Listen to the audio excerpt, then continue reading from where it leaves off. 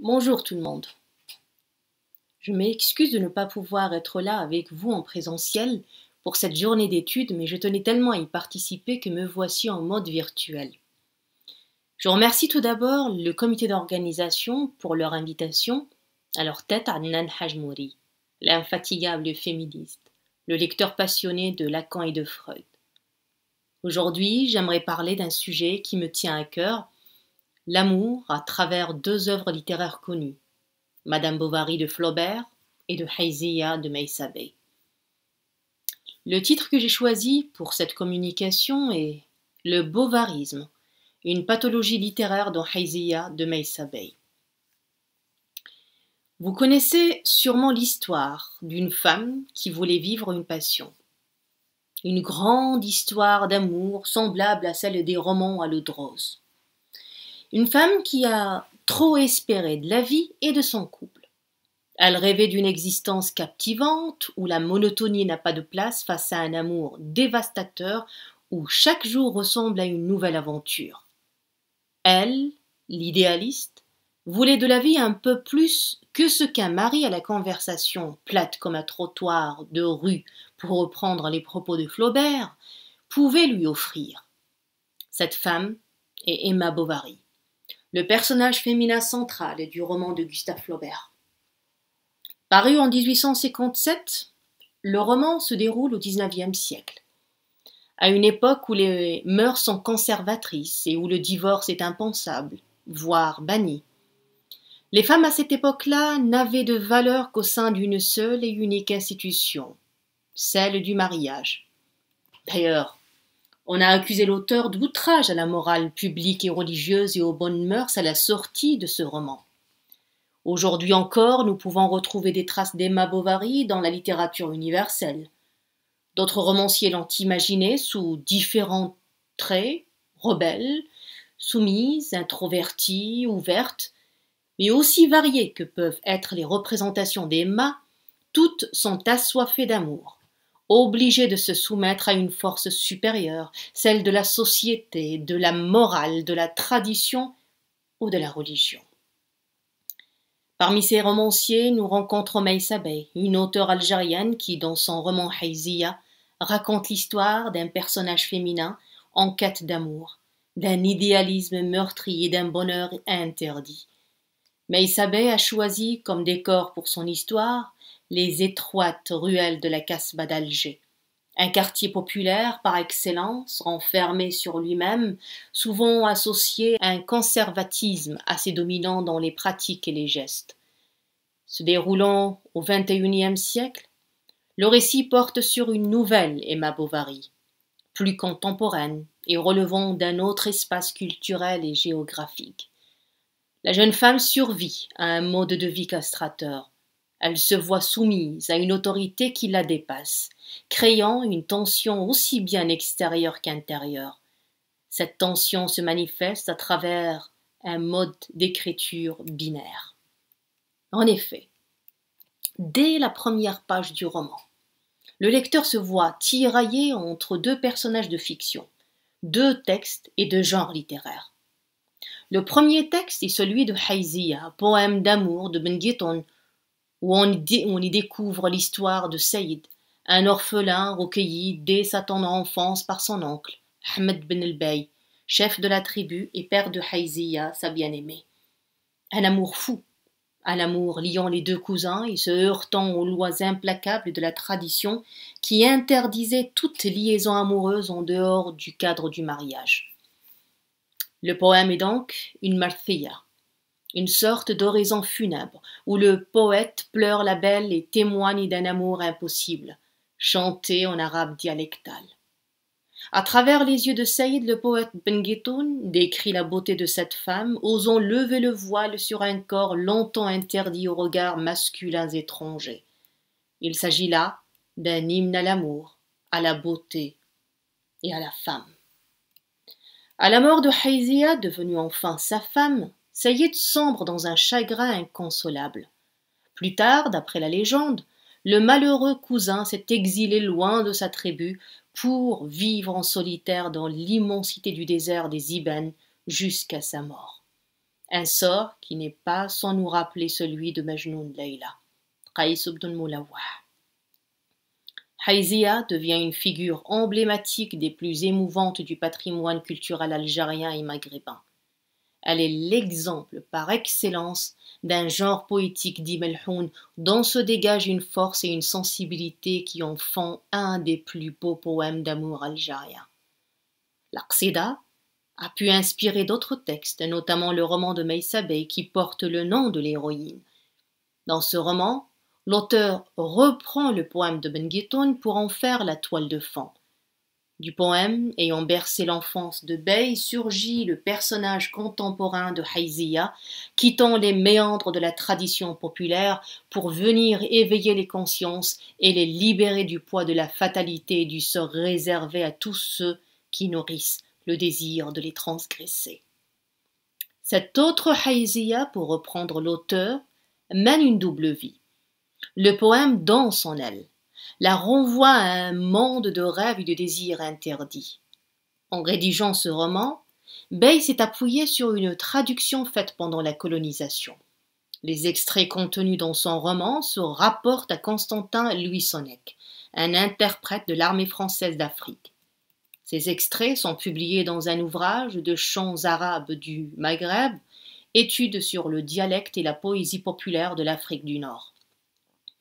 Dans une conférence présentée le 24 octobre 2015 à Oran, la romancière affirme que, tout en se nourrissant du poème de Ben Guitoun et de l'histoire singulière de son héroïne, le roman n'en est pas moins l'occasion d'actualiser la situation de la femme algérienne contemporaine.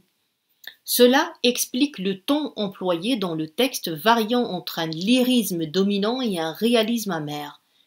Deux temps se combinent, celui de la légende, cyclique et répétitif, et celui du récit, linéaire et chronologique.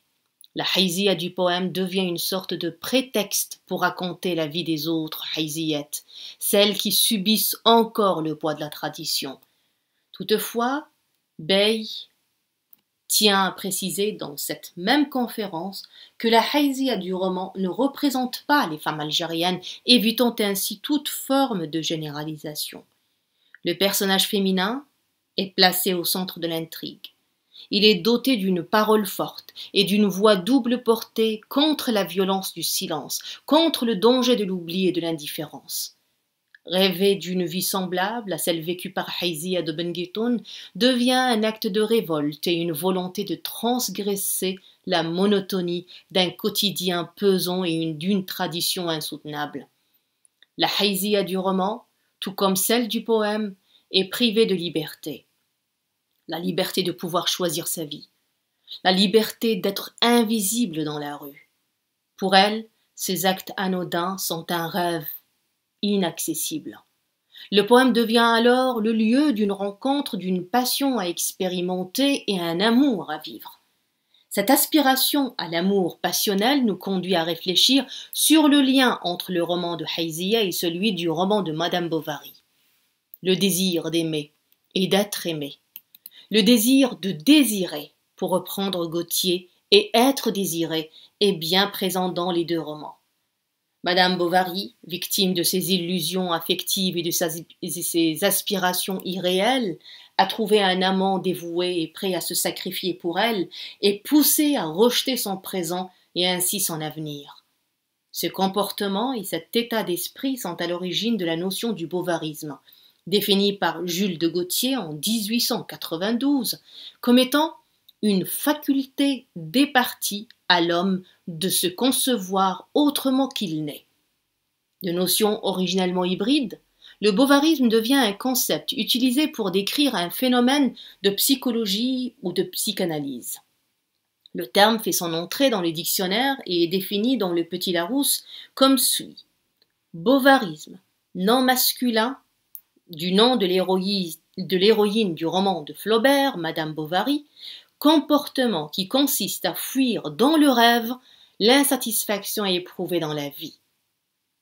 Dans son expression pathologique, le bovarisme a suscité un vif intérêt dans la psychologie et de la psychiatrie où il est apparu pour dénommer un trouble de la personne.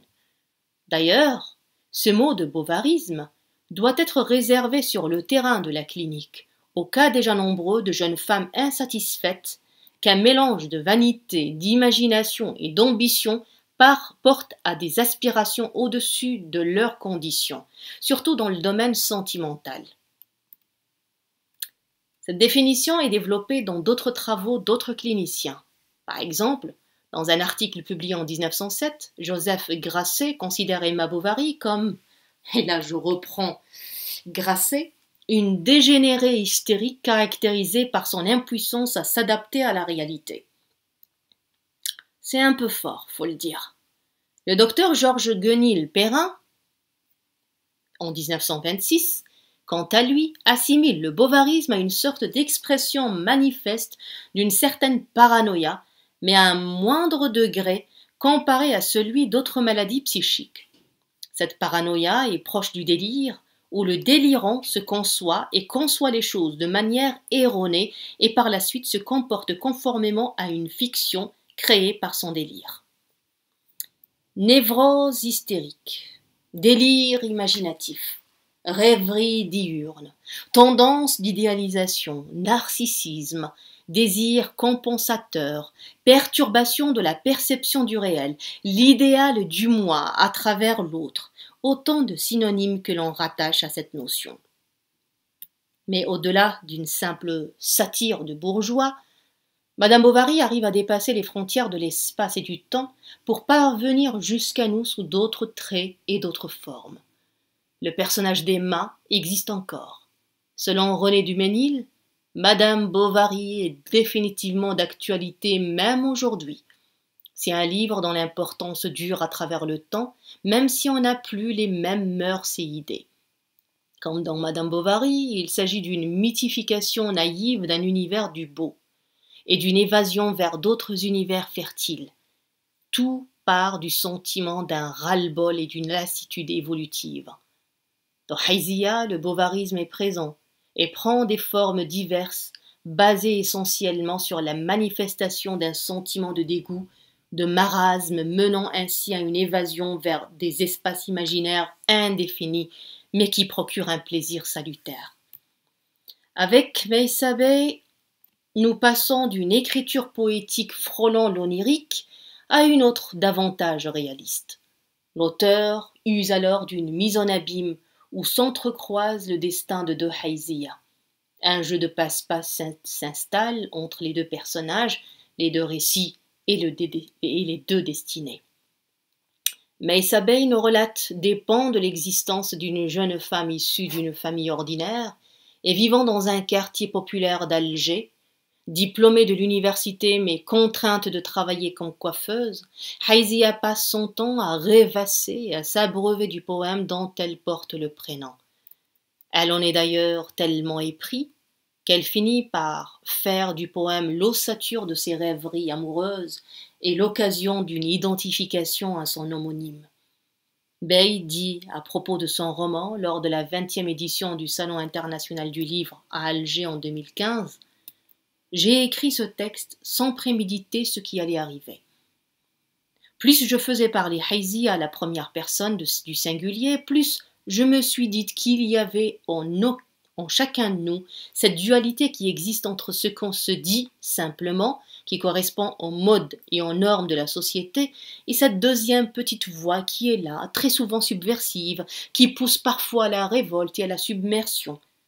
Je l'ai ressenti. J'avais l'impression qu'elle était là, quelque part. Il fallait qu'elle advienne. Elle est arrivée le moment où je me suis dit qu'il fallait la laisser s'exprimer. Et c'est comme cela que la structure de ce texte s'est faite à deux niveaux. La voix de Hayzia qui raconte son quotidien et la voix de son subconscient qui revient sur les contradictions de la société. De ce fait, une dichotomie domine le texte, non seulement avec une interposition de deux voix narratives, mais aussi par l'insertion du texte oral dans celui romanesque. Meissabeh réussit à donner de l'épaisseur au poème originel, et plus encore une résonance dans la romance racontée, où l'écriture est imprégnée de métaphores repérées dès les premières lignes du roman. Dans l'incipit, Hayzia situe déjà son récit. c'est peut-être en moi que le poème danse, et que dansent les mots de ce poème au nom de femme, Hayziya. Les personnages féminins présents dans le roman portent malgré eux une voix commune. Les parcours se chevauchent mais se rencontrent en un point résumé, en quelques phrases courtes émises par Leila, un personnage du roman, où elle dit « J'y ai beaucoup réfléchi. Non, ma vie de femme n'est pas finie. 40 ans. Je crois qu'il est temps que je pense un peu à moi. » Hayziya aussi tente de penser à elle-même, mais à travers le parcours d'une autre. La poésie prend dans ce sens le rôle d'adjuvant pour exciter la passion amoureuse, bien dissimulée des regards inquisiteurs de son entourage. Tout comme Madame Bovary, Hayziya utilise sa culture littéraire pour se concevoir autre qu'elle ne l'est, ce qui est en soi une forme assez conforme du bovarisme au sens donné par de Gautier. Hayziya et Emma Bovary ont cela en commun de se concevoir comme des héroïnes des histoires lues ou entendues. Elles en deviennent elles-mêmes des personnages principaux d'histoires non encore lues ou entendues. Insatisfaites de leur vie, leur sentiment de différence s'accentue et à l'origine d'illusions et de désirs de changement, ce qui pourrait en soi causer leur perte. Au fond de leurs âmes, elles attendaient un événement. Comme les matelots en détresse, elles promenaient sur la solitude de leur vie des yeux désespérés. Emma Bovary et Hayziya trouvent refuge dans le rêve. Elles acquièrent une certaine boulimie à la découverte d'histoires d'amour, en faisant fi des réalités qui les entourent. J'ai voulu tout savoir sur elle, et sur son aimé Saïd, ce qui n'a jamais été dit, ce qu'il faut lire au-delà du poème, ce qu'il faut chercher dans le silence de la jeune morte, dans l'absence de Hayziya. Le silence de la jeune morte est certainement le leitmotiv principal de toute l'intrigue. Ce silence avait besoin d'être dit, verbalisé, clamé pour insuffler la vie à la jeune notable prématurément arrachée à la vie. Cette jeune morte condamnée au silence, puisque seule la voix de son amoureux est entendue, transcendant ainsi les époques et bien présente dans l'esprit du personnage principal de Bey. La nouvelle Hayziya devient ainsi son avatar. Elle est l'initiatrice d'une quête, d'un périple périlleux où elle fait face à ses tourments. Si la première Hayziya est emportée par son inconditionnel amour pour Saïd, tel que les choses sont racontées dans le poème de Ben Gitoun, l'autre Hayziya en est à ignorer même si elle éprouve des sentiments pour Riyad. À ce propos, elle dit « Non, je ne suis pas amoureuse. Pas encore. Je veux dire que je ne présente aucun symptôme visible de cette affection. Je n'ai pas le cœur qui bat et les jambes qui tremblent quand je le vois. Je ne vis pas dans l'impatience de le retrouver. » 3 phrases courtes et à la forme négative se suivent. Les verbes sont conjugués au présent de l'indicatif. Le champ lexical renvoie une émotion clé dans le roman, celle de l'affection. Nous compterons amoureuse, affection, cœur, impatience. Dans la citation ci-dessus, la négation ne fait qu'appuyer une absence d'affection et le personnage féminin est conscient de son non-amour pour Riyad qui accroît son déchirement intérieur. D'ailleurs, une voix s'élève alors pour marquer une scission révélant ainsi 2 moi qui s'expriment par le biais de 2 paroles s'affrontant tout au long du récit. Non seulement la deuxième voix s'adresse directement à la première en usant du pronom personnel le tu, mais des pages lui sont exclusivement réservées outre sa mise en caractère italique. Autour de toi, chaque jour, des femmes, des jeunes filles, ni princesses, ni filles de pacha, se font insulter, agresser, parfois violer. Pourquoi ? Certaines parce qu'elles sont dans la rue, simplement. D'autres parce qu'elles portent des vêtements jugés provoquants, offensants pour la morale. On les accuse de troubles à l'ordre public. Des tarés, des frustrés, des excités, et parfois des gamins à peine pubères considèrent qu'elles occupent un territoire qui leur est réservé et qu'elles le polluent par leur seule présence. L'aspect polyphonique du roman est à souligner. La voix du subconscient est présente pour mettre en garde Haïzia, l'éveiller, la guider, lui servir d'ancrage dans le monde réel. Autant l'héroïne est omnibulée par ses rêves, autant la voix du subconscient est réaliste et vive, parfois même violente. Cette voix renvoie à un deuxième narrateur plus averti de la réalité vécue, épargnant au personnage principal un bovarisme dangereux dans une société conservatrice à peine sortie d'une décennie meurtrière où la femme était et est encore considérée comme le bouc émissaire. D'ailleurs, dans l'extrait ci-dessus, le lexique utilisé marque cette violence à l'encontre des femmes confrontées à l'espace public. Annihilant les rêves, l'autre voix ne cesse de clamer que la réalité rattrapera toujours Haïzia et lui ôtera toute possibilité d'amour passionnel. Le chemin est bien tracé et elle ne pourra s'en extraire. Il ne sera pas différent de celui emprunté par ses cousines, ses voisines ou ses amies. Qu'elle ait fait des études ou non, qu'elle ait un travail à l'extérieur ou non. Mais quelle réalité est celle-là? Insatisfaite, elle tend à échapper. Et pour fuir cette réalité, elle se retranche dans ses rêves que nul ne peut lui enlever. Pour conclure, le bovarisme qui s'est construit au fil des ans continue de se manifester à travers les textes littéraires. Meissabé en révèle la teneur incarnée par un personnage en mal d'amour, rongé par une prise de conscience d'une réalité amère où l'amour ne peut faire abstraction d'un mal-être et d'un manque affectif. Victime de ces lectures qui entretiennent en elle l'idéal d'un amour et d'un bonheur absolu, Haïzia cherche vainement l'accomplissement de cette existence rêvée et romanesque où tout s'en mêle, où tout s'entrechoque. L'histoire de Haïzia est un itinéraire voué à l'échec. Vivre sur les chimères d'un poème la conduirait au banc de la solitude et de la déception. D'ailleurs, elle n'est pas sans le savoir et sans le vivre au quotidien dans une société pétrie de non-dits. Dans ce roman, plus l'auteur fait parler Haïzia à la première personne du singulier, plus le lecteur se sent impliqué, mis en alerte et conscient de cette dualité dominant le texte et qui existe entre ce qu'on se dit simplement, qui correspond aux modes et aux normes de la société, et cette deuxième petite voix qui est là, très souvent subversive, qui pousse parfois à la révolte et à la submersion.